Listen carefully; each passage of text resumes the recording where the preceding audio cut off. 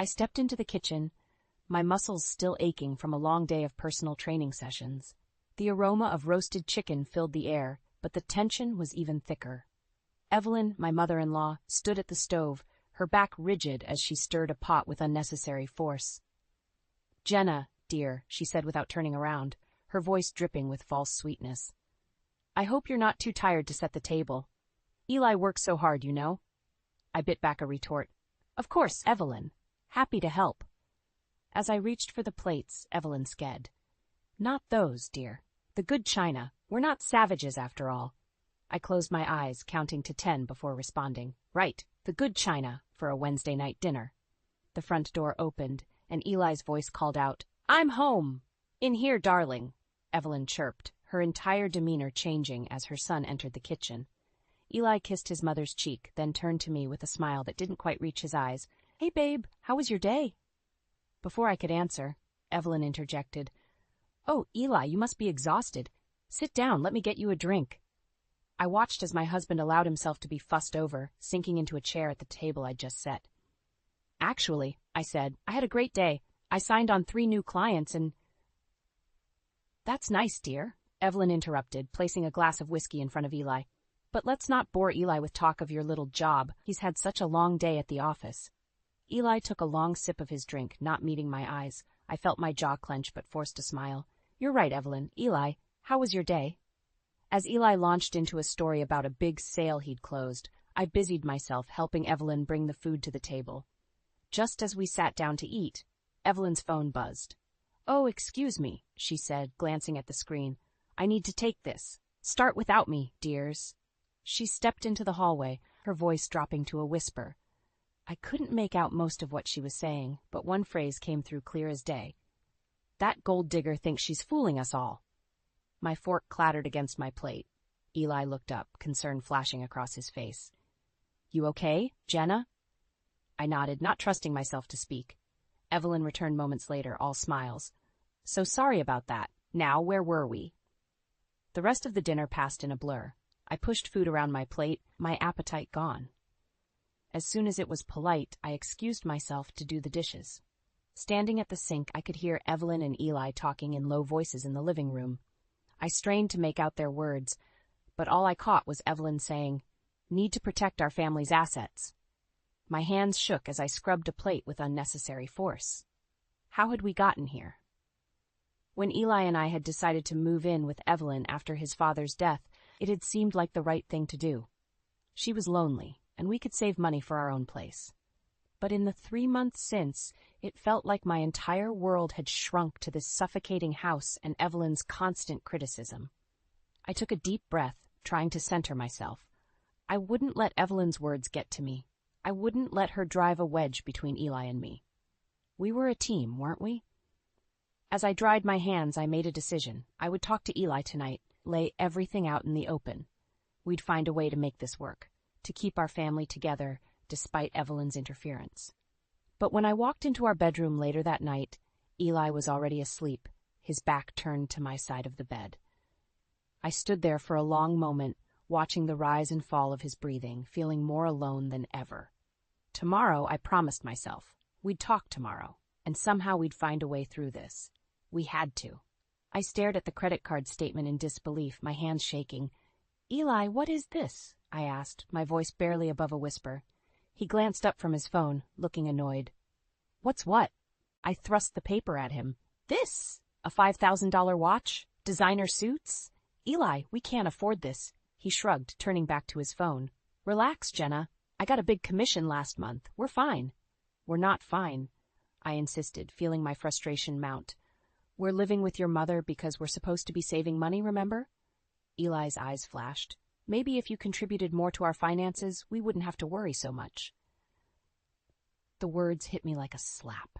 "Excuse me, I work just as hard as you do." "Please," he scoffed. "Playing gym teacher to bored housewives isn't exactly bringing in the big bucks, is it?" Before I could respond, Evelyn glided into the room. "Is everything all right, dears?" I heard raised voices. Eli's demeanor changed instantly. "Everything's fine, Mom. Jenna's just a little stressed about money." Evelyn's eyes narrowed. "Oh, I thought you two were doing so well. Eli's been working so hard." I bit my tongue, knowing anything I said would be twisted. It's nothing, Evelyn. Just a misunderstanding. She patted my arm condescendingly. Don't worry, dear. I'm sure Eli will take care of everything. He always does. As she left, I turned back to Eli. We need to talk about this. Seriously. He stood up, grabbing his keys. Not now, Jenna. I'm meeting the guys for drinks. Drinks? I sputtered. After what I just showed you? He was already halfway out the door. We'll talk later, okay? The front door slammed, leaving me alone with my anger and frustration. I paced the living room, trying to calm down. This wasn't like Eli. He'd always been responsible with money before. What had changed? My eyes fell on a framed photo of Eli and his parents. Evelyn's smug smile seemed to mock me. Of course. She'd been pushing Eli to live up to his potential ever since we moved in. Apparently, that meant spending money we didn't have. The next morning, I cornered Eli before he left for work. We need to talk about last night. He sighed, checking his watch. Can't this wait? I'm running late. No, it can't, I said firmly. Eli, we're in serious trouble here. These credit card bills, the constant spending, it has to stop. He ran a hand through his hair. What do you want me to say, Jenna? I'm providing for us. Isn't that what you wanted? I want us to be partners, I said, fighting to keep my voice steady.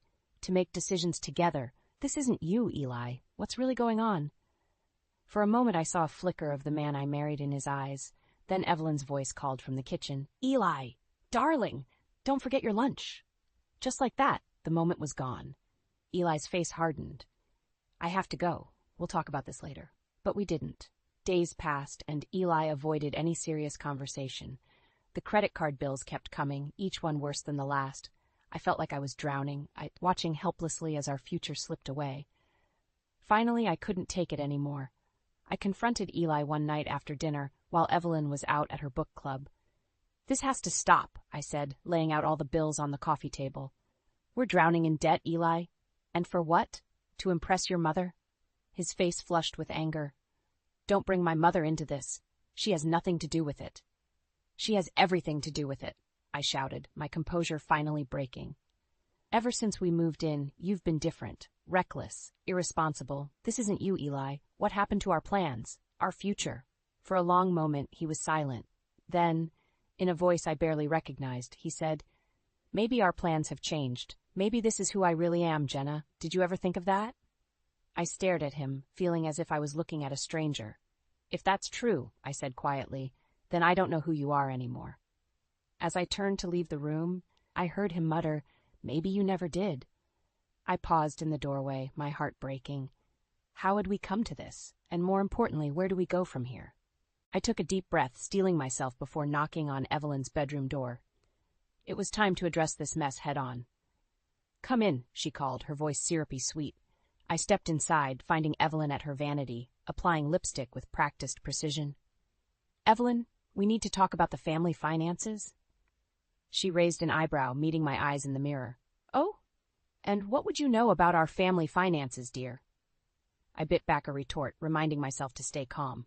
I've seen the credit card statements, Evelyn. The spending is out of control. We need to rein it in before. We? She interrupted, swiveling to face me. There is no we when it comes to this family's money, Jenna. That's between Eli and me. I'm Eli's wife, I said, my voice rising despite my best efforts. His finances are my finances. Evelyn's laugh was cold and brittle. Oh, you'd like that, wouldn't you, to get your hands on our family's hard-earned money? That's not what this is about, I insisted. We're drowning in debt, Evelyn. Can't you see that? She stood, her eyes flashing with anger. What I see is a gold digger trying to control my son. Eli knows what he's doing. He's a Bradshaw, after all. Being a Bradshaw doesn't make him immune to financial ruin, I shouted, my composure finally breaking. Evelyn's hand connected with my cheek before I could react. The slap echoed in the sudden silence. How dare you, she hissed. Get out of my room! Get out of my house!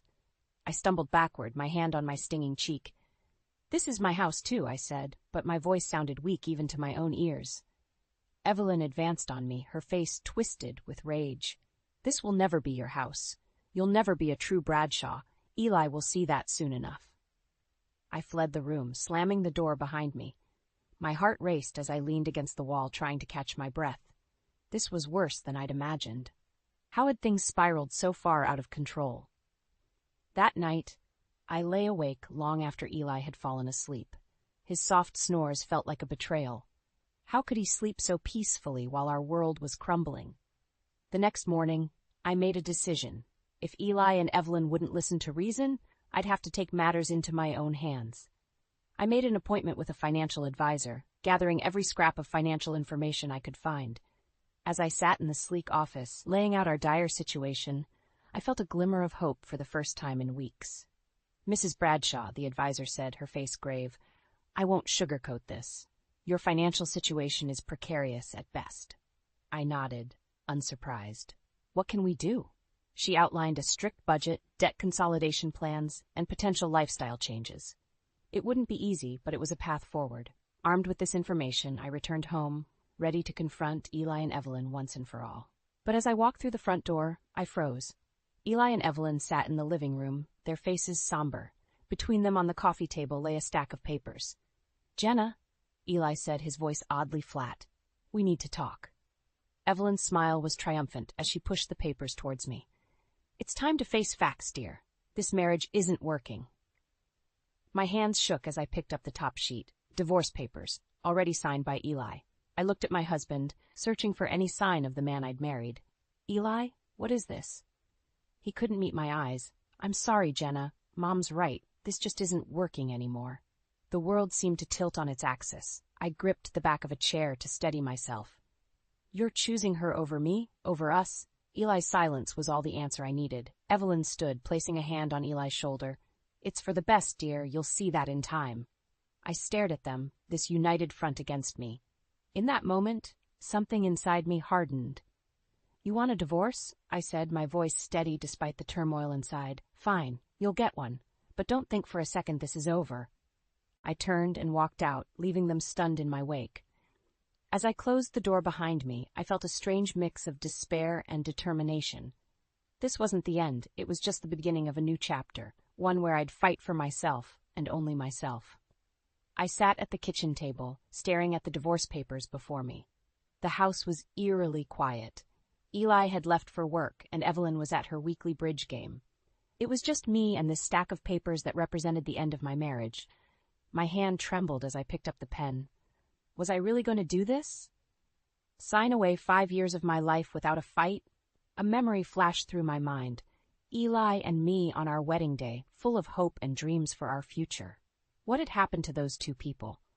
The front door opened, startling me. Eli walked in, his tie loosened and his hair disheveled. "Jenna," he said, his voice hoarse. "We need to talk." I gestured to the papers. "I think everything's been said, don't you?" He sat across from me, his eyes red-rimmed. "I'm sorry, I never meant for things to get this bad." "Then why did you sign these?" I asked, my voice cracking despite my efforts to stay calm. Eli ran a hand through his hair. "Mom, she convinced me it was for the best. Said you were only after our money, that you'd leave me once you got what you wanted." I felt like I'd been punched in the gut. "And you believed her, after everything we've been through together?" "I don't know what to believe anymore," he admitted, "but I do know I still love you, Jenna." For a moment, hope fluttered in my chest. Then I remembered the cold calculation in Evelyn's eyes when she handed me these papers. "If you love me, why didn't you stand up to your mother? Why didn't you fight for us?" Eli's silence was deafening. I stood up, suddenly furious. "You know what? I'm done. I'm done being the only one fighting for this marriage. I'm done being treated like an intruder in my own home." I grabbed the pen and scrawled my signature across the bottom of the divorce papers. "There. You're free now, Eli. Free to be the son your mother always wanted." Eli's face crumpled. "Jenna, please. We can work this out." But I was beyond listening. I stormed upstairs and started throwing clothes into a suitcase. Eli followed, pleading with me to stay, to talk things through. His words washed over me, meaningless after months of neglect and betrayal. As I zipped up my suitcase, Evelyn's voice rang out from downstairs. "Eli? Darling, are you home early?" Eli's face paled. "Mom, wait." But Evelyn was already in the doorway, taking in the scene before her. Her eyes narrowed as they landed on my suitcase. "What's going on here?" I shouldered past her, dragging my suitcase behind me. "Congratulations, Evelyn. You got what you wanted. I'm leaving." Evelyn's triumphant smile made my blood boil. It's for the best, dear, you'll see that in time. I whirled to face her. No, Evelyn. What I see is a bitter, manipulative woman who can't stand the thought of her son having a life outside of her control. And you, I turned to Eli, who looked shell-shocked. You're so weak you can't even stand up to your own mother. Evelyn gasped. How dare you? No, how dare you, I interrupted. You've torn apart a marriage because of your own insecurities. I hope you're happy together. I stormed down the stairs, my heart pounding. As I reached for the front door, Eli's hand caught my arm. Jenna, please, he begged. Don't go, we can fix this. I looked into his eyes, searching for the man I'd fallen in love with, but all I saw was a reflection of Evelyn's manipulations. It's too late, Eli, I said softly. You made your choice. Now I'm making mine. I pulled away from him and walked out the door, leaving behind the suffocating world of the Bradshaws. As I threw my suitcase into the trunk of my car, a strange sense of calm washed over me. This wasn't the end. It was a new beginning. And for the first time in months, I felt like I could breathe again. As I drove away, I made a silent vow to myself. I would rebuild my life on my terms, and I would never again let anyone make me feel small or unworthy. The road ahead was uncertain, but one thing was clear. I was finally free. 6 months after walking out of Eli and Evelyn's lives, I stood in front of the mirror, barely recognizing the woman staring back at me.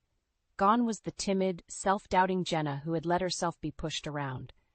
In her place stood a confident, successful business owner. My personal training business had taken off, and I'd just signed the lease on my own studio space. Life was good, or at least it was getting there. The sharp trill of my phone cut through my thoughts. Unknown number. I almost ignored it, but something made me answer. Jenna? Eli's voice, ragged and desperate, filled the line. I need your help. I gripped the phone tighter. Eli, what's wrong? Everything, he choked out. The business, it's gone. I'm in trouble, Jenna. Serious trouble. My heart raced. Despite everything, a part of me still cared. What kind of trouble? Financial. Legal. I made some bad decisions. Mom's furious. She's cut me off completely. I closed my eyes, fighting the urge to rush to his rescue. I'm sorry to hear that, Eli, but I don't see how I can help. Please, he begged. Just, can we meet? I need to explain in person. Against my better judgment, I agreed. An hour later, I sat across from Eli in a quiet cafe. He looked terrible, unshaven, dark circles under his eyes, his designer clothes rumpled and stained. I messed up, Jenna, he said, his voice barely above a whisper. After you left, I threw myself into work, made some risky investments, used company money to cover personal debts. I felt sick. How bad is it? Bad enough that I might go to jail. He reached across the table, grabbing my hand. I need money, Jenna, to pay back what I took, to hire a good lawyer. You're the only one I can turn to. I pulled my hand away, shock turning to anger. You're unbelievable, you know that? You throw me away like I'm nothing, and now you want me to bail you out? I know I don't deserve it, he said, tears in his eyes. But I'm desperate. Mom won't help. She says I've brought shame on the family name. A bitter laugh escaped me. And what about me, Eli? What about the shame and humiliation you put me through? He hung his head. I'm sorry. I was weak. I let Mom manipulate me. I see that now. For a moment, I felt a flicker of sympathy. Then I remembered the coldness in his eyes when he'd handed me those divorce papers. No, I said, my voice firm. I won't help you, Eli. You made your choices. Now you have to live with them. I stood to leave, but his next words stopped me cold. If you don't help me, I'll have to drag you into this, he said, desperation making his voice ugly. We were still married when some of this happened. You could be implicated too. I stared at him, disbelief turning to fury. Are you threatening me? He backpedaled quickly. No. I don't know what else to do. In that moment, I saw Eli clearly for the first time. Not as the charming man I'd fallen in love with or the weak-willed son Evelyn had molded, but as a desperate, cornered animal willing to do anything to save himself. Goodbye, Eli, I said, my voice cold. Don't contact me again. As I walked out of the cafe, my phone buzzed with a text. It was from my lawyer, confirming our appointment to discuss finalizing the divorce. I took a deep breath, squaring my shoulders. I'd worked too hard to let Eli drag me back to his mess. It was time to cut all ties, once and for all. But as I drove home, doubt crept in. What if Eli wasn't bluffing? Could I really be implicated in his financial misdeeds? And more importantly, was I strong enough to stand my ground if he came after me? I gripped the steering wheel tighter, determination setting in. I'd fought too hard for my independence to give it up now. Whatever Eli threw at me, I'd face it head on. It was time to show the Bradshaws and myself just how strong I'd become. I stood outside the imposing Bradshaw mansion, my heart pounding. It had been months since I'd last seen this place, but today I wasn't here as the meek daughter-in-law. I was here to demand what was rightfully mine. Taking a deep breath, I rang the doorbell. Moments later, Evelyn answered, her eyes widening in surprise. "Jenna, what are you doing here?" I pushed past her into the foyer. "Where's Eli? We need to talk." Evelyn's face hardened. "Eli's not here, and you're not welcome." "Save it, Evelyn," I interrupted. "I know about the debts. I know about everything." Her composure slipped for a moment before she regained control. "I don't know what you're talking about." "Don't play dumb," I snapped. "Eli's been using my name on loan applications. Did you know that? Or did you conveniently overlook it when you were pushing him to spend beyond his means?" Evelyn's face paled. "That's ridiculous. Eli would never." "But he did," I said, pulling out a stack of papers from my bag. "And now I'm on the hook for hundreds of thousands of dollars in debt that you two racked up." Just then, Eli stumbled into the room looking disheveled and hungover. "Jenna, what's going on?" I turned to face him, my anger reaching a boiling point. "What's going on is that you've royally screwed us both, Eli. Did you think I wouldn't find out about the loans? The credit cards?" Eli's face crumpled. I was going to tell you. I just needed more time." "Time for what?" I demanded. "To dig us into an even deeper hole?" Evelyn stepped between us. "Now let's all calm down. I'm sure we can work this out like adults." I laughed bitterly. "Oh, now you want to be reasonable? Where was this attitude when you were poisoning Eli against me? When you were pushing him to spend money we didn't have?" "I was only trying to protect our family," Evelyn said, her voice trembling. "Protect?" I spat. "You've destroyed it. And now you're both going to make this right." I laid out my demands. Eli would take full responsibility for the debts, clearing my name from all financial obligations.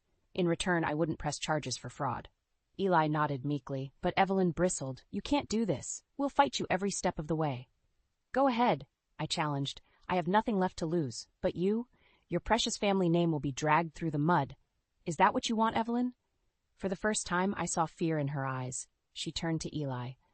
"Don't listen to her. We can find another way." But Eli shook his head. "No, Mom. Jenna's right. I messed up, big time. It's time I faced the consequences." Evelyn's face contorted with rage. "After everything I've done for you? You ungrateful." "Enough," I shouted, silencing them both. "Here's what's going to happen. Eli, you're going to sign these papers taking full responsibility for the debts. Evelyn, you're going to use your connections to help clear my name. And then I never want to hear from either of you again. Are we clear?" The silence that followed was deafening. Eli nodded slowly, reaching for the pen. But as he was about to sign, Evelyn made a last, desperate move. "Wait," she cried. What if we offered you money to make this all go away?" I stared at her, disbelief turning to disgust. "You still don't get it, do you? This isn't about money. It's about doing what's right." With shaking hands, Eli signed the papers. As I gathered them up, I felt a weight lift from my shoulders. But the battle wasn't over yet. I turned to leave, but Evelyn's voice stopped me. "This isn't over, Jenna. You'll regret this." I met her gaze, unflinching. "No, Evelyn. The only thing I regret is not standing up to you sooner." As I walked out of the Bradshaw mansion for the last time, I knew the hardest part was yet to come. The papers were signed, but would Eli and Evelyn follow through? Or was this just the beginning of an even bigger fight? I squared my shoulders, ready to face whatever came next. I'd found my strength, and I wasn't about to let anyone take it away from me again. I stood behind the counter of my newly opened fitness studio, surveying the bustling space with a sense of pride. Months of hard work had paid off, and my business was thriving. As I watched a group of women laughing during their cool-down stretches, I felt a warmth in my chest. This was what success felt like. The bell above the door chimed, and I froze. Evelyn Bradshaw stood in the entrance, looking as polished and imperious as ever. "Jenna, dear," she said, her voice syrupy sweet. What a lovely little gym you have here. I steeled myself, forcing a neutral expression. Evelyn, what are you doing here? She glided towards me, her eyes scanning the room. Can't a mother-in-law visit? We have so much to discuss. Ex-mother-in-law, I corrected. And we have nothing to discuss. The divorce is final. Evelyn's smile tightened. About that, I think we may have been hasty in our judgments. I raised an eyebrow. We? Eli misses you terribly, she continued, ignoring my interruption. And I've come to see that perhaps I was mistaken about you. I couldn't believe what I was hearing. Mistaken? You tried to destroy me, Evelyn. You and Eli both. She waved a hand dismissively. Water under the bridge, dear. The important thing is we want you back in the family. I laughed, the sound harsh even to my own ears. You can't be serious. I'm always serious when it comes to family, Evelyn said, her eyes glinting. And let's be honest, Jenna, you've done well for yourself, but wouldn't you rather have the Bradshaw name and fortune behind you again? The realization hit me like a ton of bricks. This isn't about reconciliation. This is about money. Evelyn's mask slipped for a moment, revealing a flash of desperation. The family business is struggling. Eli's missteps have cost us dearly, but with your success, your connections in the fitness world, you want to use me to save your family's reputation, I said, disgust rising in my throat. Think of it as a mutually beneficial arrangement, Evelyn pressed. You'd have everything you ever wanted, the wealth, the status, the family. For a split second I faltered. The idea of never having to worry about money again was tempting. But then I remembered the endless nights of tears, the constant belittling, the betrayal. No, I said, my voice firm. I don't want any of that. Not anymore. Evelyn's face hardened. Don't be a fool, Jenna. You'll never have an opportunity like this again. Good, I shot back, because I don't need your money or your name. I've built something for myself, something real, and I won't let you take that away from me. She leaned in close, her voice dropping to a hiss. You ungrateful little gold digger. You think you can turn your back on the Bradshaws? We made you. I stood my ground, meeting her gaze. No, Evelyn, you tried to break me, but I remade myself. The bell chimed again, and Eli walked in, looking sheepish. Mom, what's going on? I turned to him, my resolve strengthening. Your mother was just leaving, and so are you. Eli's face fell. Jenna, please, we can work this out. I've changed, I swear. It's too late, I said, my voice steady. I've moved on, and it's time you both did too. Evelyn grabbed Eli's arm, her face a mask of fury. Come, Eli, we don't need her. We'll find another way. As they stormed out, I felt a weight lift from my shoulders. I'd faced my demons and come out stronger. But as I turned back to my studio, a nagging doubt crept in. Would the Bradshaws really let this go? Or was this just the calm before an even bigger storm? I shook off the thought, focusing on the women still working out, oblivious to the drama that had just unfolded. Whatever came next, I was ready. I'd fought too hard for my independence to let anyone take it away now. As I rejoined my class, guiding them through their final stretches, I felt a sense of peace wash over me. For the first time in years, I was truly free. And no amount of money or status could ever compare to that feeling. I sat in my doctor's office, staring at the ultrasound image in my hands. Pregnant. The word echoed in my mind, filling me with a mixture of joy and trepidation. As I walked out into the bright sunlight, my phone buzzed with a news alert. Bradshaw family empire crumbles. CEO Eli Bradshaw arrested for fraud. My heart raced as I clicked on the article. There, in stark black and white, was the story of Eli and Evelyn's downfall. The family business had collapsed under the weight of Eli's mismanagement and fraudulent activities. Evelyn, it seemed, had suffered a stress-induced stroke and was now in a long-term care facility. A part of me felt a twisted satisfaction. Wasn't this what I had wanted? To see them suffer as I had? But as I placed a hand on my still flat stomach, I felt a wave of sadness wash over me. This wasn't justice. It was tragedy. My phone rang, startling me. It was Eli. Jenna. His voice was broken, desperate. I know I have no right to ask, but I need help. Mom's medical bills, the legal fees. I don't know what to do. I closed my eyes, torn between compassion and self-preservation. I'm sorry, Eli, but I can't get involved, not anymore.